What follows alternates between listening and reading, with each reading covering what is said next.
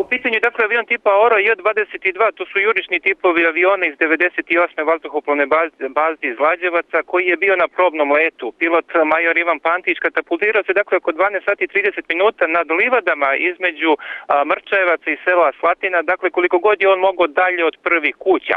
On je dobro, što je najbitnije u ovoj priči, koliko smo uspeli da saznamo, već je na putu za VMA, gde će biti samo podvrgnut daljem lekarskom ispitivanju.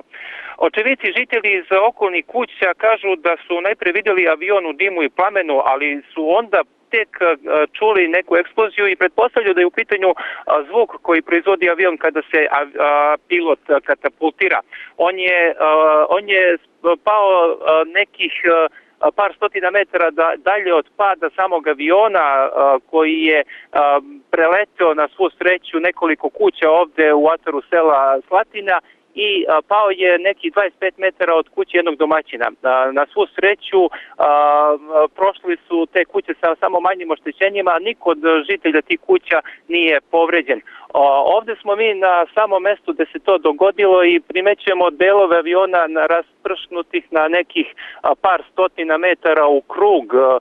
Mesto obezbeđuju vojska i policija, do malo pre su tu bili prisutni vatrogasci koji su prvi dobili dojavu i prvi su obavestili javnost o tom padu aviona i oni su bili nekih od 12 sati i 40 minuta na licu mesta. Od njih smo i dobili neki podatak da je pilot primećen, da je bio dobrom stanju, da je komunicirao sa spasilačima iz spasilačke službe vazduhoplovne baze Lađevci.